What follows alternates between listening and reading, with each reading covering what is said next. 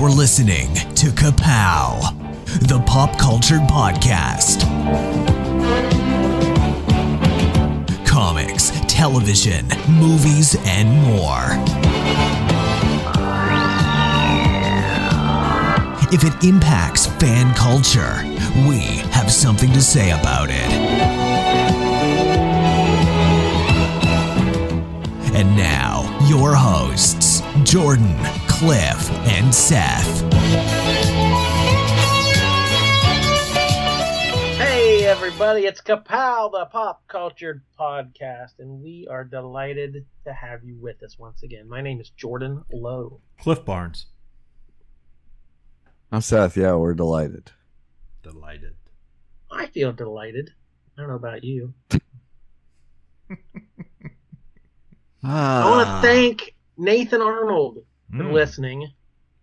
I told him a few of your adventures when you were going to the con, and he was like, "Oh, is that going to be the next episode?" So he's looking forward to hearing what you have to say. And he said, "Oh my God, he's always the first download we get." Oh, He said he's always the first one. So I like it. we gotta appreciate that kind of loyalty. I appreciate that. See, now I'm delighted. Mm-hmm. That's all it took. I had a blast at Heroes Con. I can't remember whether this is the third or fourth time I went. I guess it's probably fourth. I went in 2019 for the first time. Obviously did not go in 2020.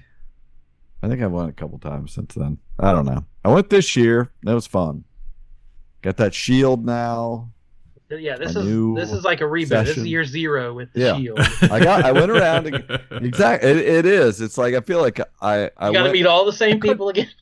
I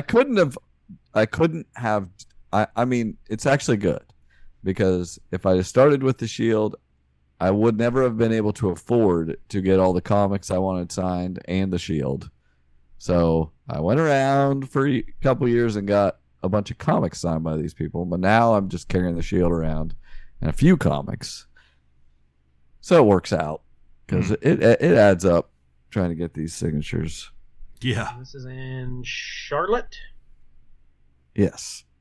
Yeah. This Charlotte, show's North been going on Carolina. since the 80s. It's like Yeah. huge. It's one the most like comic focused. Like as shows grow, they tend to become more pop culture-y, and this one has kept its comic roots. So I think the pros really like going there, so that they attract some of the biggest, best names. So it's the guest list is crazy every year. So I'm definitely jealous. It's on my bucket list. I want to go at some point. Yeah, there was I couldn't pass it up. There was a bunch of people that I needed to get on there. And I was pretty, I didn't just let everybody sign it. I got a couple looks from people like, "You're not even going to ask me?" I was like, "No, I don't." I'm pretty sure you never did any cap.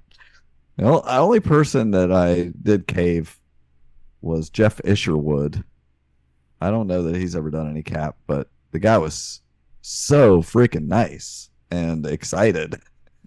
I was just like, he's like, "Oh, can I sign it? I'll sign it for free." It's like, all right, yeah. And he's like, held it up and posed, and he's like, "Oh, here's my email. Send that to me. I'll post it to my Instagram." I was like, okay. It's like, I was like, all right, dude. That's the kind of energy I'm looking for. It's like, if you want on it, you better. Well, I want to see you fight for it. And some people are like, I'm really disappointed you didn't slap a KPP magnet right in the center where the Zach signature is supposed to be. Yeah, I saw that. That would have confused them. Hey, I want to see what Steranko said to that. I saw the big sticker on right in the center. Well, Jordan had a great suggestion because I was, like I had mentioned before, living rent free in my head was Brett Breeding and how he did not care. You cannot just wrote wake up and go to a show. It takes preparation. You got to know. You got to truth. game plan. Reach. He just went crazy signing huge. He has a great signature, but it was too big. And so I had to have a plan because I didn't want Steranko to sign in the center and right in the center. I knew he would think he should, and he probably should. So what do I do? And Jordan said, put some painter's tape on there. Just put a piece of tape that says, for Zach. And I did. I put that blue tape on there as a reserve for Zach. And I knew people would respect that. Yeah, what kind of feedback did you get from the fellow creators? Oh, I'll tell you. I'll go through everybody. Okay, nice. Let's just go through everybody. Let's see. I'll leave out some of the trials and tribulations of trying to get into the con because I get the VIP pass, and let's just say the system will be changed next year. I spoke to the guy that runs the place. You carried your way right to the front of the line. So I've got, I am known. I went right to Roy Thomas. I didn't get there till Saturday, and he was only there on Saturday. And I know he created Wolverine. I needed him on the cap, which I don't know if you've ever heard him talk or anything. He's still very with it. I don't know how old he is, but he's not befuddled or anything. Well, his nickname in the bullpen was Roy the Boy Thomas, so I'm assuming he was younger than a lot of the other guys back then. Okay. He doesn't look young, but he talks like he's young. He's totally with it. I know that when I got early Avengers comic signed a couple years ago, he was there. I know they charged me $20. Like there was a charge. This time it was donations for Humane Society because some of them do just donations to either the Heroes Initiative or whatever their charity is, or they just want paid for it, which anything's fine. But you could get up to 10 comics signed by him for a donation. You put $5 in there and get 10 comics signed. So I was like, I wish I'd got a few comics, but it's fine. I really just wanted the Shield sign. I get up there thinking, okay, I'm gonna make a $10 donation or something, get this sign. Till I get ready to put the $10 in, and his handler walks by, and it did say have a sign there that some items may have a different a charge of like $10 or $20 depending on what it was. His handler walked by and just leaned over him and pointed at the Shield and said $40, which took me by surprise. I was like, I don't like you, sir. I was like, that is. Oh, I was gonna put a 50 in the donation. Thanks, you have me. I would, yeah, exactly. I should have said that. No, but I was like, that was shocking for the first signature I'm getting, and I know I've got 30 names on my list. So that bothers me as someone who plans and coordinates and budgets when arbitrary things like that happen. It's like you're not helping things, sir. You're not. Yeah. My enjoyment. It's not aiding my enjoyment of this event. Everybody wants their piece. They look at that. He looked at that Shield and saw a bunch of signatures on it and thought that's going to be worth something, and they wanted their piece of it. Whatever. I paid it. I had to get him on there. They knew that. That's how they get you. They knew it. Yeah. That's my biggest negative. I'm not going to be negative about this, but this is my biggest negative about cons now is that, okay, yes, they charge for signatures. That ship has sailed. Okay. But that idea of something you're getting signed is valuable, so you owe me more. Who cares if I give you a ratty old trading card or $1 million comic? Your signature, it's my thing. It's for me. Yeah. So you don't. How do you value? Oh well, I charge more for you signing. Yeah, okay. What? I don't know. Whatever. I think it's. You can't. I think though, with athletes today, there's a large percentage that will not sign for an adult because they feel like I think everybody's going to flip it. They're going to sell it for high dollar, and they're going to just be exploited. And my problem with that is this: they cater to the vendors there, and give them deals. Mm-hmm. Yeah. So why are you overcharging a fan when you give deals to the vendors? That's where what I don't like. I'll get to an issue I had with that. Well, I saw But Mark Hamill is going to be in Chicago, Fan Expo Chicago. I was yeah, I like, saw that's that. pretty cool. He doesn't do a ton of shows, especially around Yeah. here. Yeah. And his autograph is like it was $300, I think, on like an 8x10 or something. I'm like, wow, I'm okay. sure. And then it was like, if it's like How a much is it to 3D get it object, on I'll get there. on your poster? Then on like a 3D object, like a Funko Pop or something, or an action figure, add $100 to that. On something else, it would add $100, and then it said for posters, $699. Oh my Like, god! if you wanted to get your Star Wars poster, full size poster signed, $700. I'm like, well, I guess my action figures, my Batman poster's never getting a Mark Hamill signature on it. Wow. Gee whiz. But That's again, like crazy. it takes him the same amount of time to scribble his name. Like, what does the thing I own? What does it matter that I'm getting signed? But yeah, that is definitely. I'm sure fans have, they see what they flipping for on eBay. It's like, I want a piece of that. I don't. I guess every time I go, I forget. I mean, I need to like listen to this podcast before I go next time because I don't have perspective. I get there and realize, yeah, these people sign and do these cons, but the amount they do in this weekend or whatever, it's a drop in the bucket. Like they really don't do such high volume. People are paying big money for stuff on eBay, signatures and things. Yeah. Like, it doesn't matter how many of the stuff. There's still only a limited amount of things that they sign, and it's like things are worth things, and they want, they know what they're worth. I don't know. Anyway, some algorithm has got me on. I keep seeing things on a Facebook group like Autograph Collectors Club. I don't know what algorithm got me, but it's like, oh, I got this today. I got this today, and it's from like people who've been dead 50 years, Marilyn Monroe and that kind of stuff. And it's like, yeah, that's cool, but it's not like you had any kind of personal. Yeah, you didn't have the experience of it. Yeah. Yeah, like that G.I. Joe Kickstarter we'll talk about later. Like one of the tiers sold out instantly was the Larry Hama bookplate where he signed it. And people are dying to get this signature. It's like, you can just walk up to Larry. It was like, oh, not everybody goes to these Comic Cons. Like, right. If you're across the country. That's the truth. Like, yeah, I've met Larry like 10 times now.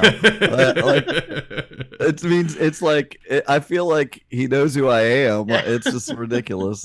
It's so funny. So yeah, when people are, I forget that perspective of people that don't see him twice a year.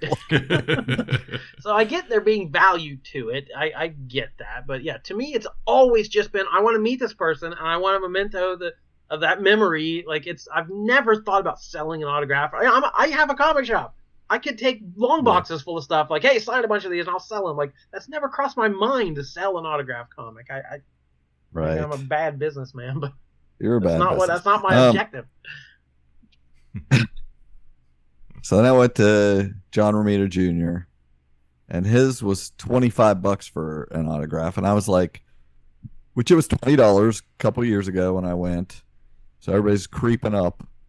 And so his anchor Scott Hanna was $20, so that if the Tracer can get $20, right. JR ought to be able to get. Yeah, I didn't even go to him because of that, but I was gonna get those Fallen Sun Cap issues signed, because Bench was there. I'm gonna meet Lionel Yu in Baltimore this year and get one signed. So John Romita was there. I'm going to see Cassidy in Baltimore. I'm like, I'll have 4 out of 5. It's like, I'll just do this. And then I was like, well, I just spent 40 on Roy. It's 25 for Romita's. I'm going to spend another 25 to get a comic signed when I already have a comic signed by him. So I just didn't do it. Maybe someday.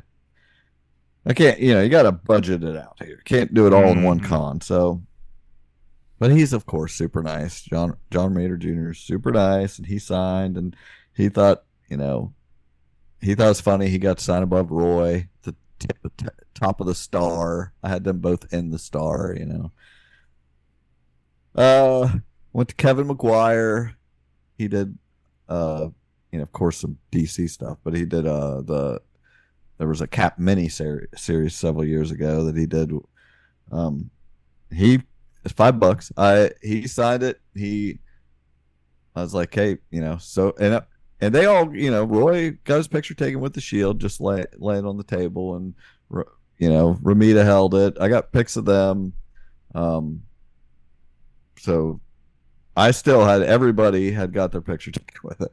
I told Kevin McGuire, he's like, sure, yeah, and he held it up and did like a good, real serious pose, and so it was pretty funny. Took his glasses off. I started clocking that, like a lot of people taking their glasses off when they hold the shield. I bet they all suck their guts in too. Oh, 100%. Or just held the shield in front of it. They all look like that Rob Star- Liefeld drawing. They suck their gut and pump their chest out. Yeah, they're bad big titties. Yeah. I went over to Jim Starlin. He was just like, he actually was just walking around. I was like, hey,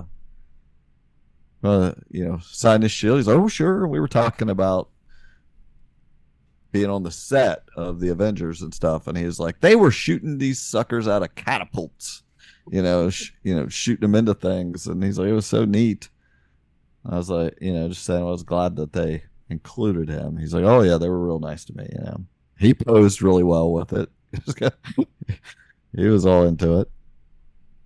Joe Rubenstein, big anchor, did a lot of cap, did some for the Burn and Stern run and other runs, and he offered to sign. He looked at the shield. He's like, oh my gosh. He's like, you want me to just sign right on top of Brett Breeding, just right over his name?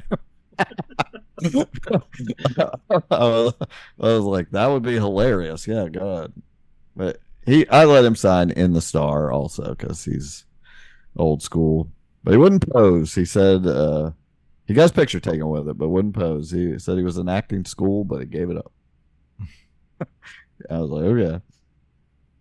Went Ralph Macchio, not the Karate Kid, but even nicer. He was a super nice editor, did some writing and stuff. I had him sign Iron Man Annual 5. I think I like that cover a lot.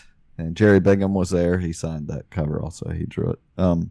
But Macchio was just like, he signed it, got his picture taken with it, took his glasses off. He was talking. He was just so nice. And he wanted to talk about Grunwald. He's like, oh, I was like, yeah, of course I wish I could get Mark Grunwald, but he talked all about how he was supposed to meet Mark the week he died. He was supposed to meet him and go over some plots, and that he had died.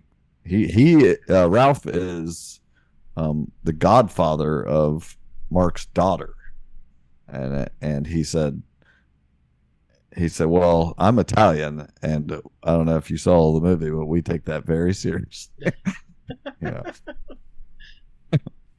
But extremely nice guy.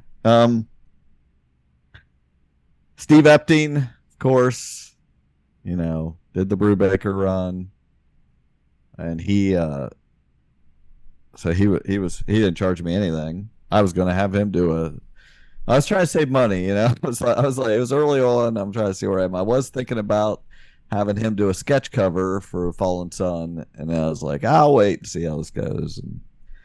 But he's like, oh, I'll sign this for free. He goes, oh, reserved for Zach. He was the first one to make a comment about that. I was like, why don't you sign right here beside it, to the right? This is your point of the Star here. And I was like, he's like, oh, I know. He goes, because it's Zach. He goes, that's why he should sign the center.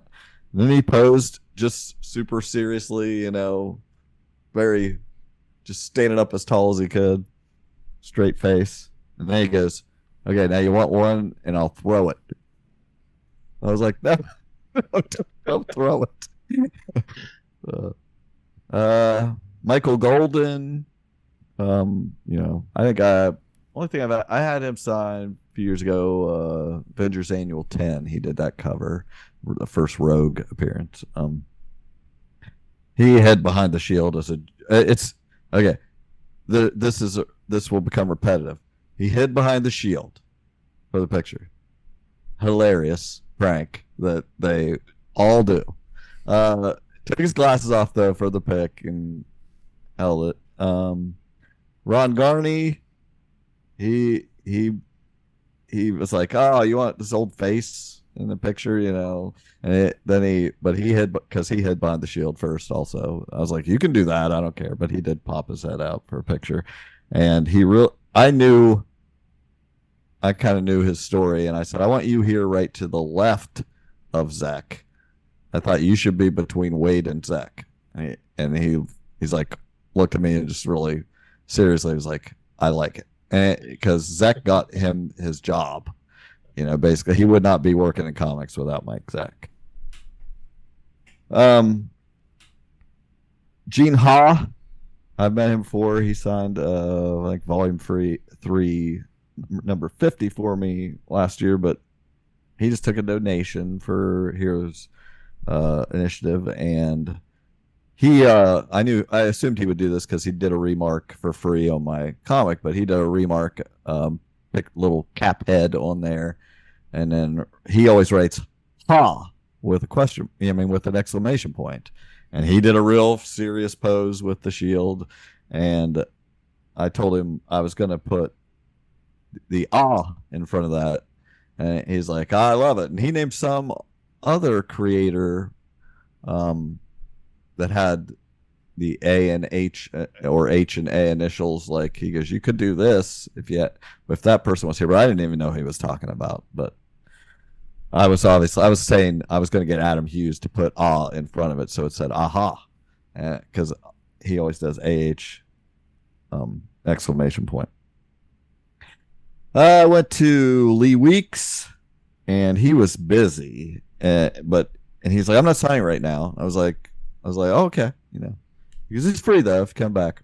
And then what they all do when they say that is they say, oh well, I have time, right? I've had multiple people tell me they're not signing right now. They're drawing, which I understand. They take time for that, and it's like sometimes I don't see their sign. It'll say when they're signing, but then they always just end up signing it anyway. But he did, but I didn't get a picture of him holding it. This was the first person because he was busy, and I was like, okay, I'm not going to get everybody anyway, and I really just didn't want to bother.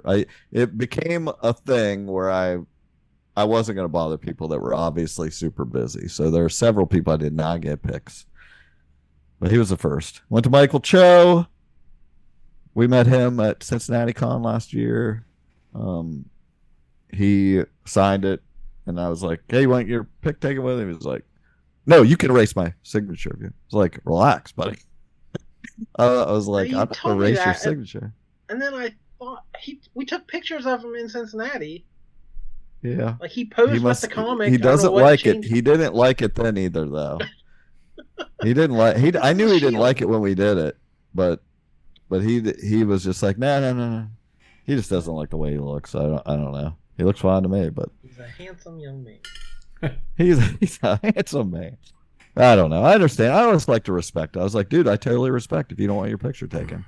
Thank you very much for signing the shield. Relax. He's like, oh, okay.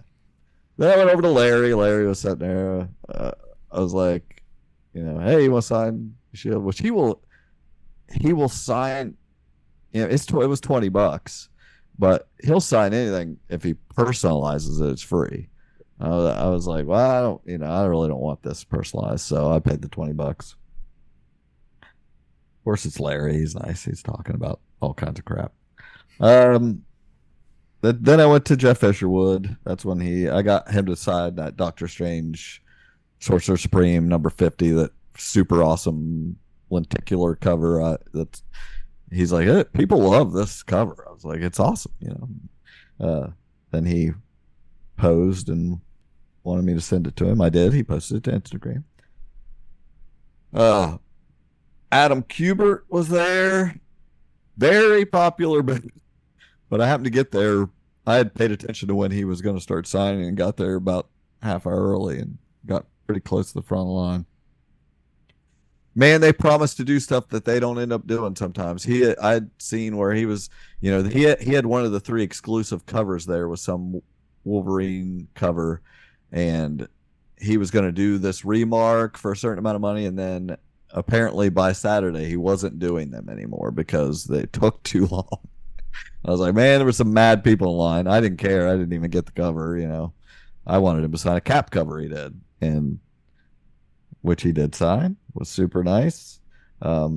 He looked at the Zek thing and said, "Deservedly so." I was like, "Okay, thank you." And let's see, Ron Lim, who was a big, cap artist there, late '80s. He was very happy to be close to the star. J.G. Jones, he did some Avengers there that Jeff Johns run, and he had got up and stood with the shield, peeked over the top, tried to do a pose. I told him, all, I said, "Have a nice con." He said, "I just did." I was like, nice. David Finch, his line is always the longest. I thought I was going to have to be there early and like do him first the next day, but somehow I happened to walk by when it was a short line and nobody was getting remarks, because he will just sit there, do them as he goes, and it takes forever. But he signed it. So it's like, I'm not much of a poser, but I'll try. And he stood up and smiled big. He's always very, very nice. Rick Leonardi, had him sign, of course, like everybody else, Spidey 2099 issue 1, and he signed the shield. He wanted to sign the shield, and he but I did not get a pic of him because he was so busy. Joe Jusko was there, and he had a cold, and you could tell it hurt to talk, but he would not stop talking to everybody. He was really just happy to be there, and he's got a very distinct signature, and everybody was talking about the Marvel Masterwork cards. We were all talking about how we had them, and he's like, "I just love how much everybody loves those." He's like, "I've been riding off those since the 90s." He's like, "Everybody loves those cards." Super nice. Tom DeFalco wrote, one of my fave issues ever, Thor 390. So where I had already had Ron Friends and Brett Breeding sign that previously, I got him to sign it. He was awesome. Took a pic with the shield and told some story about the Spider-Girl comic somebody had in front of me, and had like 3 different versions of it laid out. Was showing about how some word balloon had slid off of it in printing, and how there was this one guy had brought a version that was the only one that had the word balloon. It doesn't even make sense without it. Blah, blah, blah, blah. It's a whole big story. It's interesting.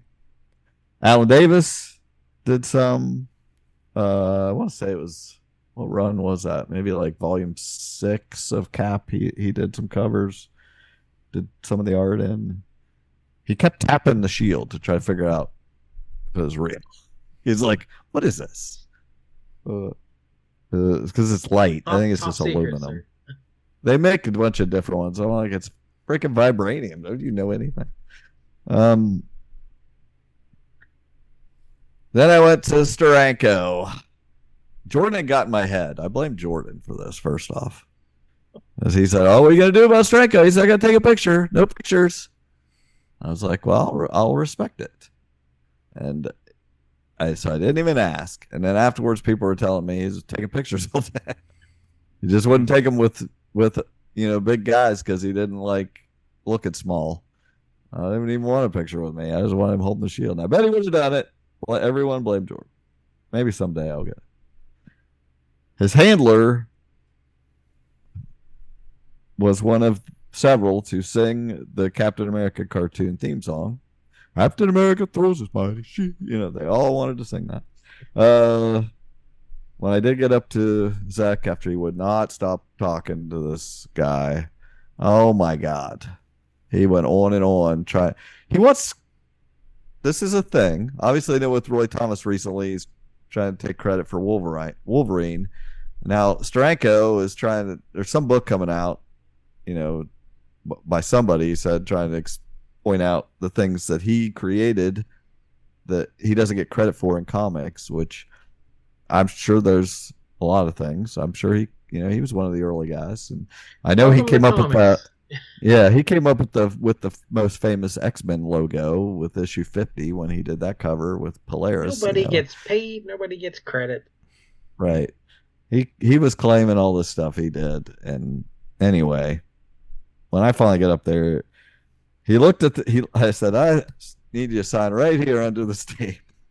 He goes, Zach. That sounds like a sound effect. And he goes, I'm just kidding. Great artist. And I had that Zach Cap shirt on. I have that annual number 8 shirt. And he goes, oh, I suppose you're trying to impress me with that T-shirt. It's like, well, he goes, well, it's working. He's always on. That guy is on. Anyway, he was very nice. He's a showman. Yep. Ron Friends. I had talked to him one time before. He was just a big sourpuss. He just seems like he's just not ever in a good mood. He's perfectly nice, but he was mad at me for bringing him Thor 390 when I met him before. It's like he doesn't feel like he had enough to do with it, but he's credited on it, and he knows. I mean, he did stuff, but he's like, I've done other stuff. I was like, that's the only thing I care about, buddy. But anyway, I said, sign here. I got DeFalco above breeding. You just sign under it. Oh, I got to sign under Brett. And he goes, yay. He goes, I don't know if you know our relationship. I was like, I assume it's about the same as mine. And Brett's, I was like, I got a contentious thing going on with him too. You see how big he signed. And he's like, oh yeah, you know what I mean. Yeah. So I found some kindred spirits there. The end of the first day, I went over to Claremont, who has the longest booth in the whole place because he takes forever. But the one thing I had learned in the past was that he does not stop signing until his line is empty. And so I was, if you weren't in his line by, quarter after the place closed, they made you leave. But he stood there and signed, and he starts picking up the pace, so it didn't take that long. So he signed it, got his pick. Next day, I go there early. Second person in line for VIPs. Get in a little early, half hour early. I'm like, okay, so I'd got basically everybody. The only 2 ones that have notable lines that were left would be Adam Hughes and Scotty Young. I was like, I took a gamble that Scotty Young was hungover and wouldn't be there early. So I went to Adam Hughes.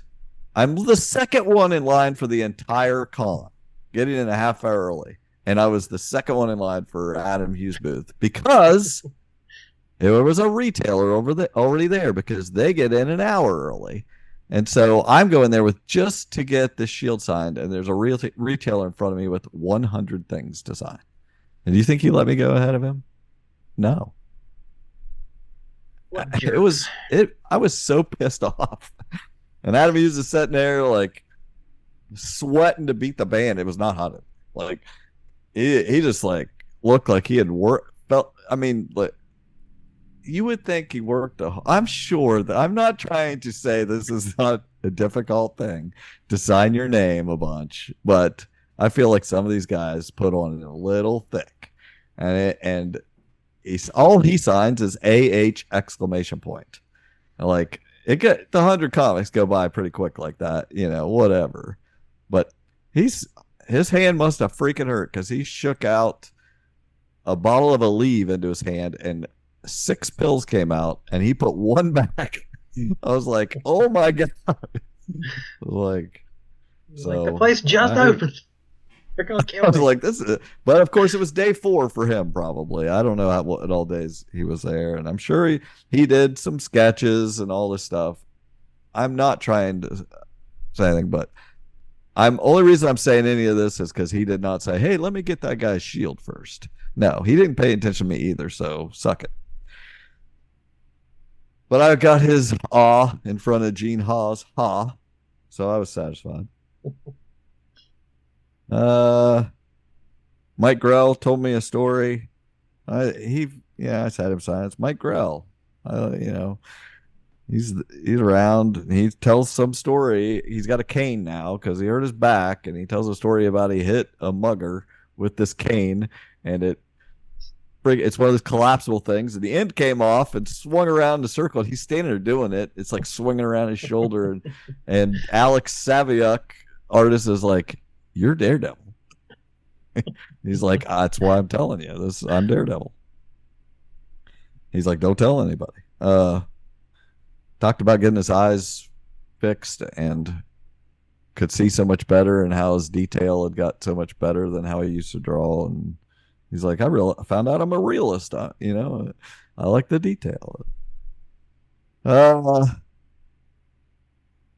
Rucka was super nice. I had him sign Gotham Central #1 because I really like that series, and he signed the Shield. And was just super nice. We talked about Lazarus and how he had done that. Series was made into an RPG for this. It uses the same system we use for Dragon Age, and we were just talking about it. Super, super nice guy. Went over to Alex Saviuk, had him sign it.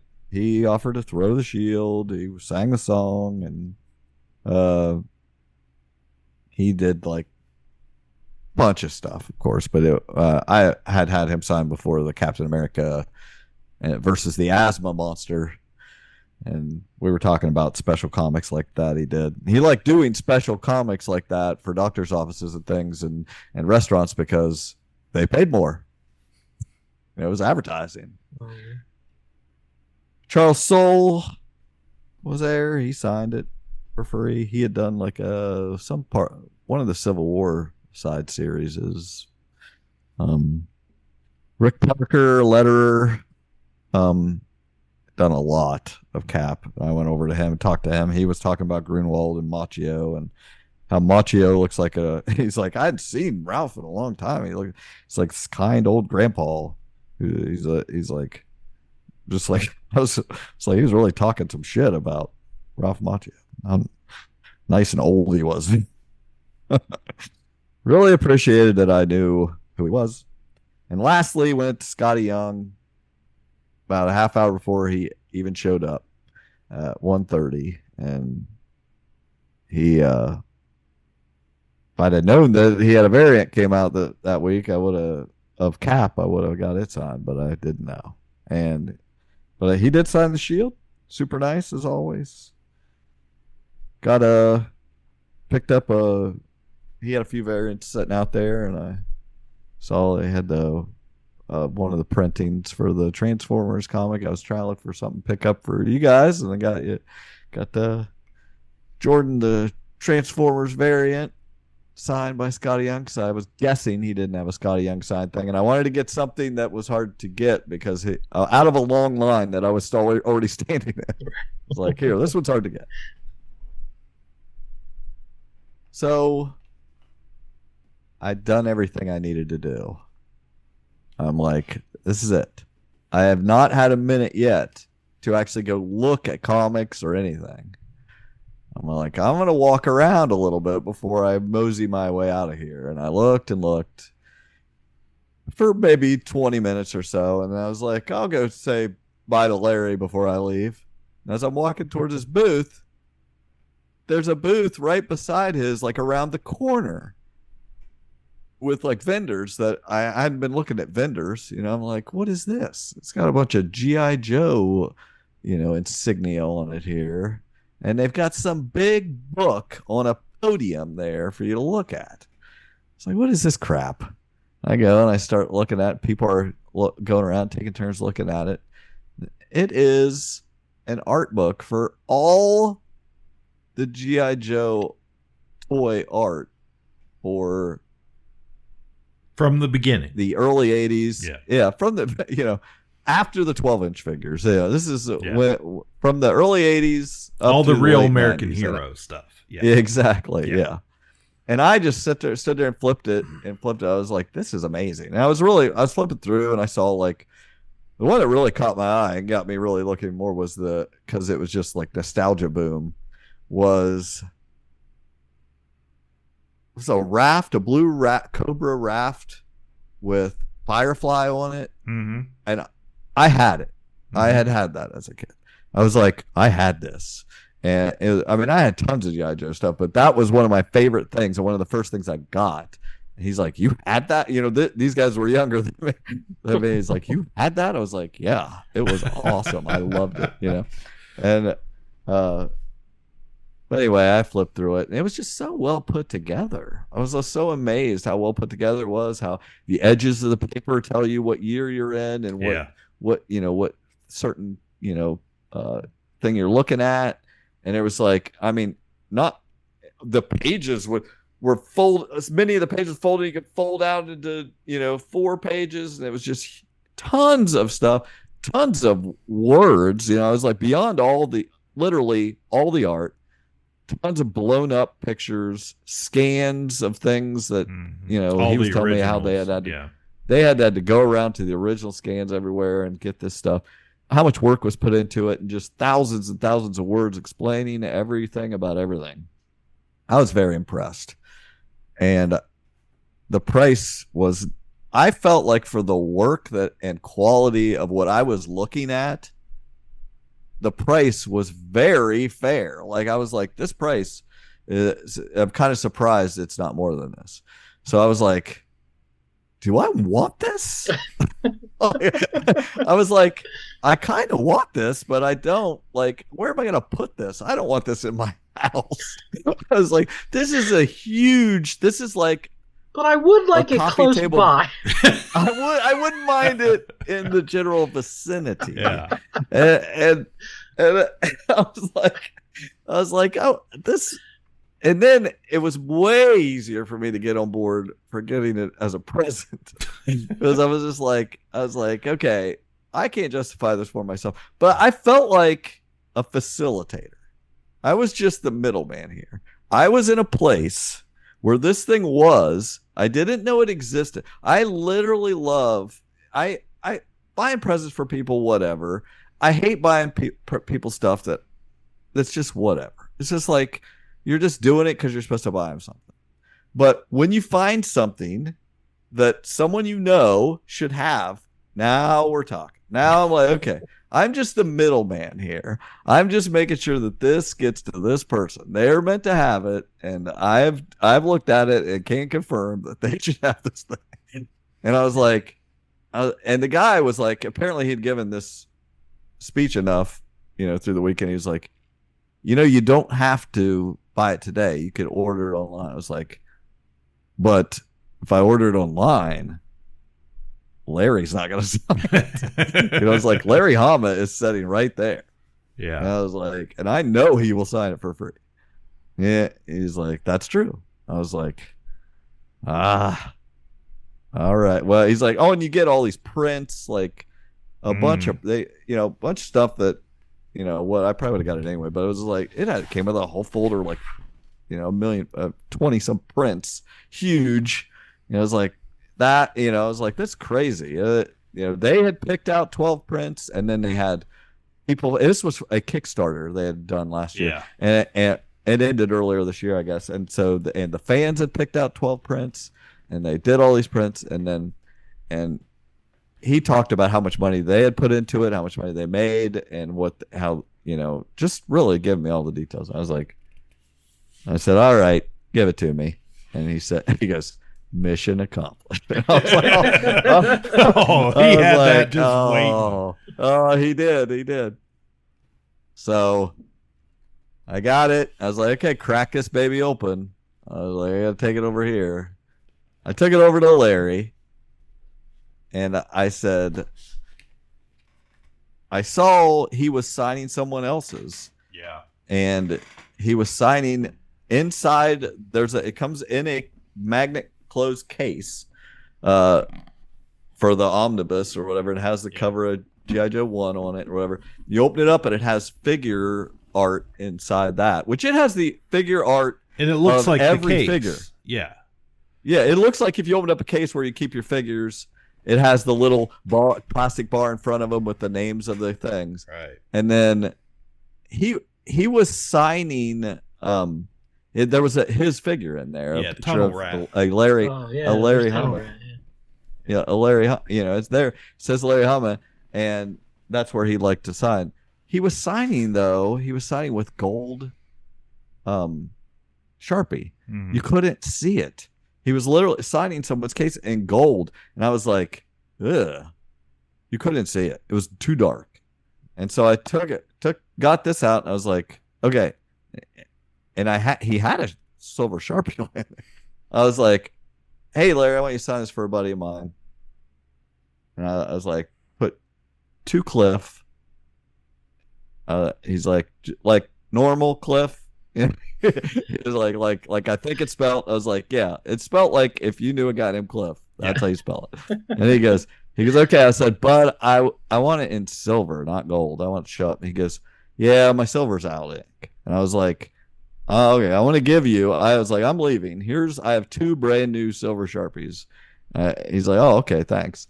And then his handler comes over. He's like, Larry, I bought all these Sharpies. All you have to do is tell me you're out of ink. There's a whole bunch over here. He's like, oh, he doesn't bother to tell them he's out of ink. But anyway, I gave him my Sharpies, and he signed it to Cliff from Larry Hammond.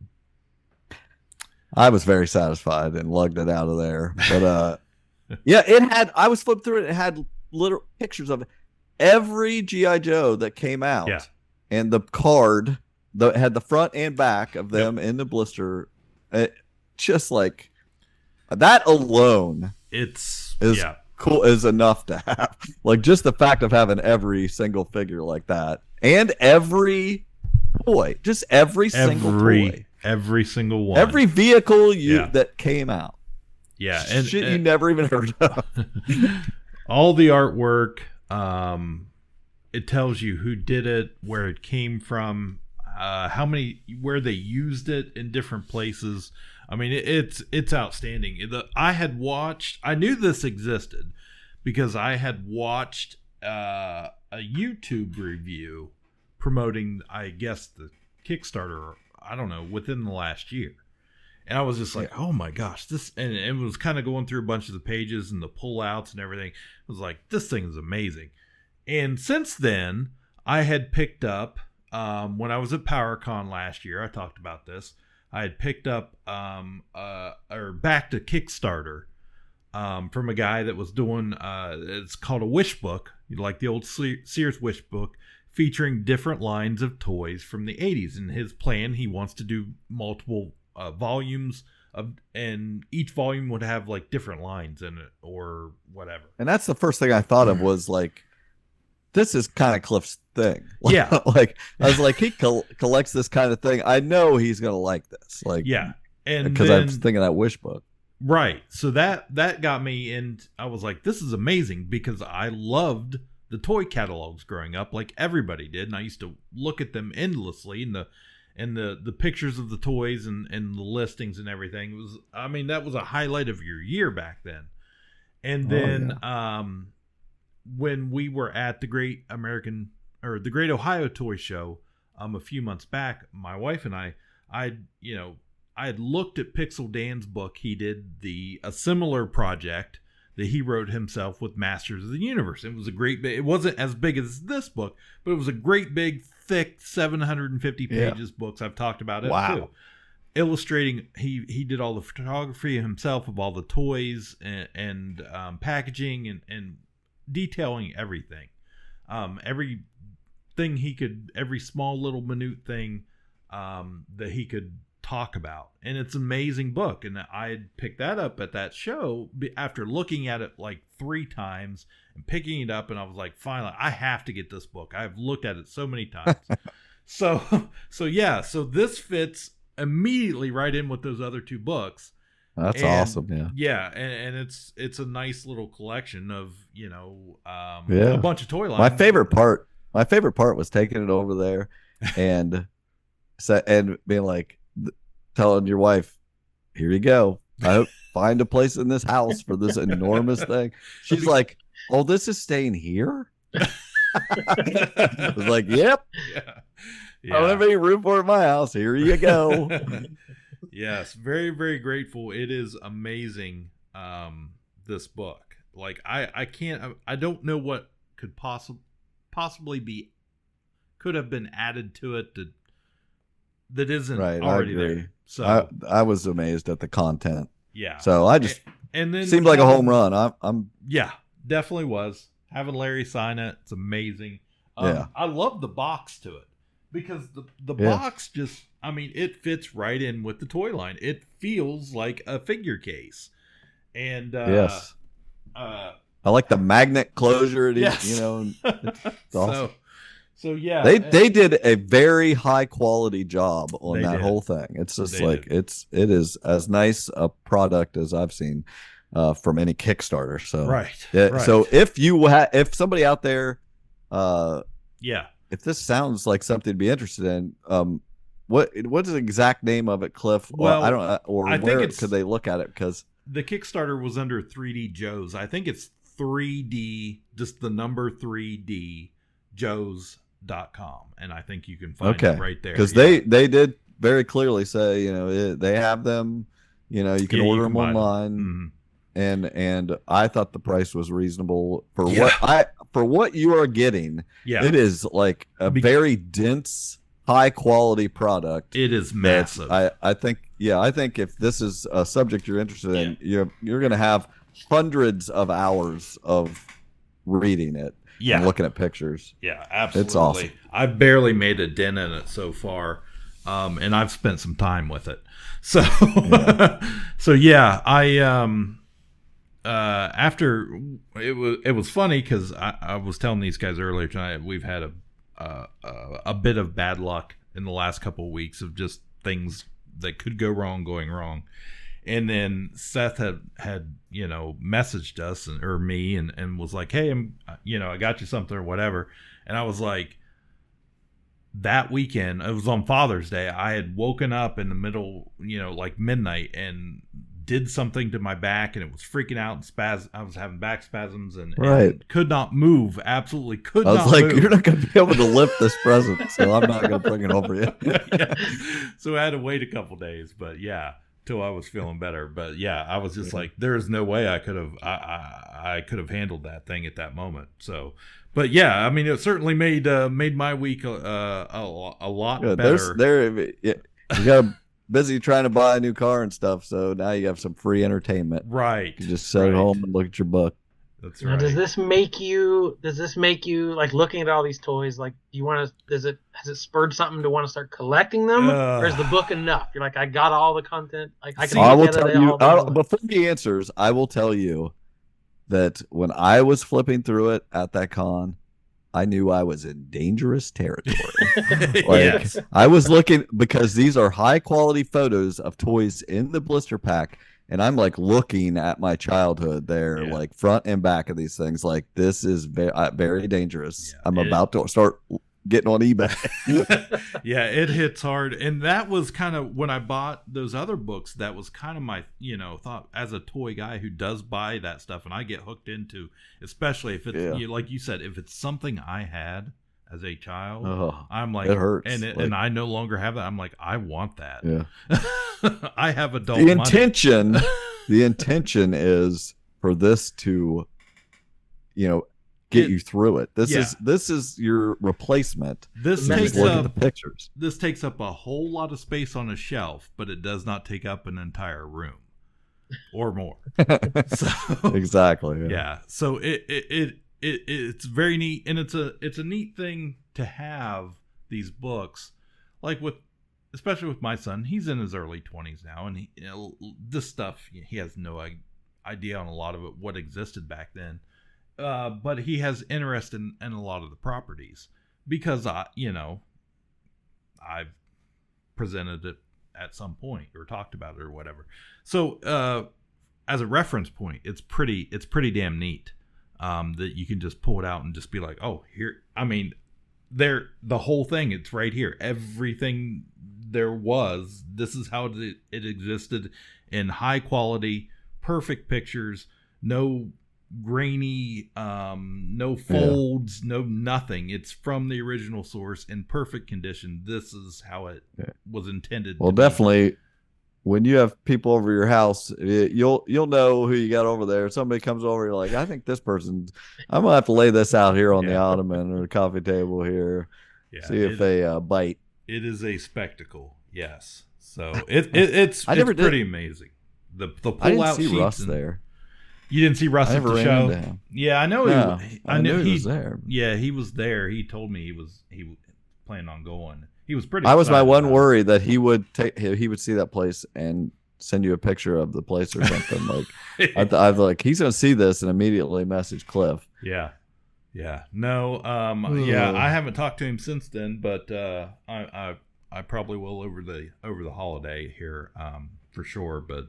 But yeah, no, I am very grateful. I was very thankful. It's an amazing gift, and I haven't been over to George's yet, but I'm sure next time I'll come toting it. Because it's something to look at. Yeah. So, Cliff, how much do you think we could get on Kickstarter if we start cataloging the history of little loggers?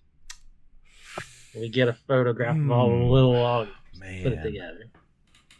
What's a little logger? I forget what a little logger is. What's that? It was a sponge, basically in the shape of a log that had two little cutouts, and it came with two little, plastic figures that were bath toys, and they were like lumberjacks with like an animal. Little loggers are lumbermen. Got their pets and tools with them. Ranger Rick's got to move the log downriver. Chops the beaver can help. It's Kenner's new Little Loggers. You can fill them with water. Floating logs every way. Yeah, squirting water when you play. You can collect Jumper Joe with Rocky Raccoon, too. Timber! Little Loggers. Ranger Rick with Chops the Beaver, Jumper Joe with Rocky Raccoon. Each set sold separately. New from Kenner. And they called them Little Loggers, and you could, squeeze them, and they'd fill up with water, and then squeeze them again and squirt water out of its mouth. So, yeah. It's a great toy in the 80s. Okay. I'm sure. Huge. I'm sure there's a huge Little Loggers Omni out there. So somebody's got to do it.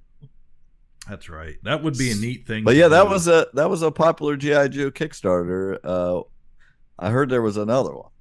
Yeah, speaking of Kickstarters, we just had the biggest, most successful comic book Kickstarter in history. The record used to belong to a Good Omens comic, based on the novels Neil Gaiman and Terry Pratchett. That was the highest money-making comic on Kickstarter ever. And that's that's comic people, but Neil Gaiman has an audience outside of comics. Terry Pratchett is a huge sci-fi fantasy author, so that maybe had a little bit of advantage. People who wouldn't normally just read comics, that had more mainstream pull. This was G.I. Joe. This was like the most, fan-friendly 80s property. Yeah, so this made $3.7 million, or 10,300 plus backers. I think their goal to start was $50,000. Skybound was reprinting all the Marvel content in 4 hardcover omnibuses. So these are coming out in paperback. Volume 1 comes out this fall, like September, October-ish. But these were the deluxe hardcover editions. So you're getting all 155 issues of Real American Hero, the Special Missions comic, there's yearbooks, the special one-shot that Todd McFarlane had drawn and got rejected, and then they just published it later after he became a huge star. So it was that's a hard-to-find issue, so that's going to be in there. The G.I. Joe Transformers 4-issue, the Order of Battle, which is like the Who's Who, basically, like file cards, basically. So basically everything Marvel published from that run is going to be collected into these 4 hardcover volumes. A slipcase cover, just looked gorgeous. So I saw an ad for it on Facebook, and I was like, what is this? And I clicked on it, and it was like the second day of the campaign. It got funded in like 6 minutes. Like, it was already going into the stretch goal and stuff. Yeah. And I'm like, whoa. So it got this huge response, thousands of comments, people commenting on it every day, people tracking it. Like, they got really invested in it. Like, we're going to push it over, 2.2 today. Like, people were like following this like their favorite sports team. So it was a crazy community online. And so the stretch goals, it started adding in, we're putting a ribbon bookmark in all of them. So it looked like a classy hardcover book. We're putting spot gloss on the covers. We're putting foil on the trading cards. they gilded the edges like a Bible, like it's shiny. It's like shiny edges on the paper. Obvious reason. Perfect. Yeah. And so like the trading card, I think it started with 6 trading cards. And then it was like every stretch goal was like, we had 2 more trading cards, and they had the fans vote. So people were voting for the most popular one. And apparently this meme started beginning of like everyone started wanting to vote for Zap. Like, come on, we got to get a Zap trading card. Like Zap became like the mascot of this thing. And you know, he's not a famous enough Joe. He was not quite there. So when the campaign ended and they had this huge success, they sent an update, and it was like, as a thank you to the fans, we're putting 1 more card out. You got it. It's Zap. So like they heard what the fans were saying and like rewarded them with this card. So people were cheering like, yes, we got our Zap. So it just became a cool, I don't know. It's like that's there. Sometimes you do get invested in this stuff, and it becomes more. Right. I own the comics, okay, whatever. But no, I'm a part of something now. I'm a part of this community that helped bring this to life. So I get the joy that brings people, and getting. And it was like, choose a side. You got the Joe rewards or the Cobra rewards. So people were arguing over, they have the cooler cards for this. And it was a cool thing. They made a ton of money. And I could see people being like, well, you're cutting the retailers out. Like, why does this big successful company like Image Comics need to do a Kickstarter? They could just publish this stuff their own. But it was a cool event, a cool moment in comics this year. So I waited till the last day. Literally, there were like 3 hours left. I'm like, am I doing this or not? And I finally pulled the trigger and got it. There was a retailer tier where you could get them at a discount if you wanted to sell them in your shop. And I thought, that seems like a sign from heaven that I don't even have to pay full price for this. So I gotta get in on this. I pledged and got myself a set. Yeah, that's good. A lot of those Kickstarters like that do take into account brick and mortar stores, and your friendly local game or comic shop has some sort of tier that they can get involved. So I was glad to see that. Yeah, as they should. It's pretty awesome. Pretty awesome. I wonder where they got this idea. I want to take credit for it, and maybe I will. Let's do that. So I wrote a letter to Skybound because these books have been great. They've been good, they've been high quality, and they've been selling really well. And that's not always the case for a lot of comics in the last few years. So I just wanted to write a note and wrote to the editor and said, hey, I appreciate the quality you guys are doing, and let him know these are selling really well. Even after a year, these have been in print. But then I ended the letter saying, hey, please, my only request, let's get these Marvel things back in print. And I literally said, I think they would fit perfectly into 4 omnibuses. And I said, with the 3 volumes of the 155, and then the 4th volume with all the special missions and the yearbooks. And so I sent that away, and it wasn't a week later after I sent that, they put a press release out. Hey, we're collecting all the G.I. Joe books in these omnibuses. I was like, they heard me. So now it's they immediately act. So it's been like 3 months since I wrote the letter. So that's like, these have been in public knowledge for a long time. So it got printed this week. G.I. Joe 307. Got Destro and Baroness on the cover. They printed my letter. I was the last letter in there.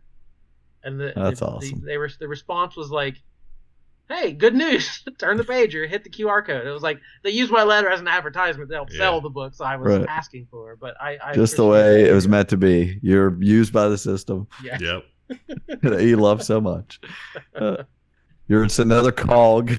That's my role in this. That's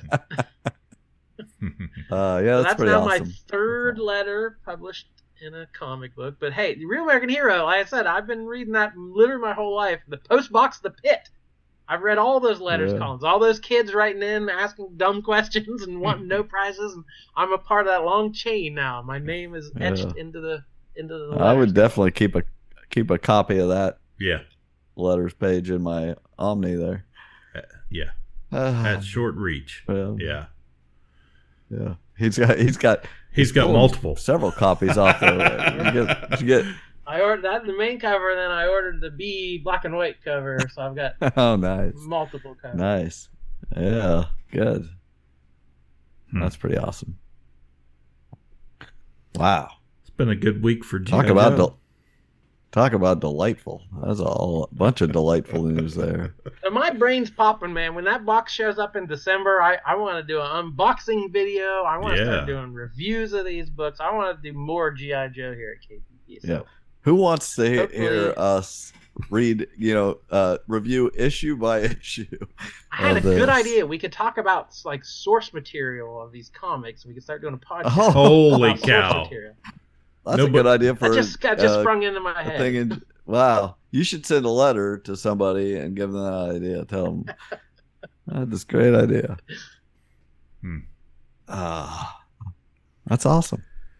Yeah, it's pretty neat. Only took 40 years. Yeah. How many letters have you written to them before you finally got one printed? That's the news I want. That's the first one to G.I. Joe. I've written 4 in my life, and 3 have been printed. That's pretty good. Yeah. So the one that didn't, I wrote Hawkeye when with a scathing Hawkeye letter. the, Never lost to time. David Aha and what's his name? Doing Hawkeye. Fraction. Fraction, yes. So I wrote a letter saying that was like the best book they'd done in ever. And actually, the editor, Steve Wacker, emailed me back. He didn't print the letter, but he emailed saying thank you. I have got a. I'm 4 for 4 with a response to all these comics. So that's pretty good. What else are you printed in? What were the other letters? Deadpool back in like 2001 or something like that. Like, I think I was in college still. I wrote the Deadpool. And then Fantastic Four earlier this year. So. Oh, that's right. Jeez. He's on I'm a letter hack. I'm going to give me that low price someday. Oh, man. I got to finish the conversation. What was the other letter that did not get printed? Oh, Hawkeye. It said Hawkeye didn't get printed, but he emailed me back. Oh, but I thought there was another one. You said 3 out of 4. Oh, okay. 3 out of 4. Yeah, Deadpool, yeah. Okay, Deadpool FF, and G.I. Joe have been printed. Okay. All right. Just making sure. All right. Wow. Big doings. Yep. I think we did it. I think that's an episode. Feels like a lot of stuff there. A lot of info. All right. All right. There's you have it. Yo, Joe, etc. We hope you're enjoying all this stuff that we're enjoying, this nostalgia. Mm-hmm. We're living in great times. They're catering to us. They're giving us what we want. Finally. Enjoy it. Don't be bitter about stuff. Just enjoy it. It's good stuff. Now we know. And knowing is half the battle. We've been waiting and our whole lives. Knowing is half the battle. And don't touch No. If a power line is down in your town, don't touch it. Wait till an adult gets there. Yeah. Right. Knowing is What's half the the pork chop? Pork chop sandwich. Pork chop sandwiches. What's the? All right. I got nothing. My name is Jordan Lowe. Cliff Barnes. Mission accomplished. Bye forever. What's that? Ka-Pow, the pop cultured podcast, is intended for entertainment and information purposes only. Sounds, music, and clips played during the podcast are property of copyright holders. All original content is property of www.udownwithkpp.com. If you enjoyed this podcast, please subscribe and leave a comment. Ka-Pow, the pop cultured podcast, can be found on Apple Podcasts, Google Podcasts, Podbean, Spotify, and wherever podcasts can be found. You can connect with us through social media on Facebook, YouTube, at the Ka-Pow Podcast on Twitter, or email the show, Ka-Pow, the pop cultured podcast @gmail.com. If you really want to go the extra mile, join our Patreon at patreon.com/udownwithkpp for special content and access to Patreon-only benefits. We are grateful for anyone who chooses to contribute, but please know that most of our content will remain free. So please continue to like, comment, and share.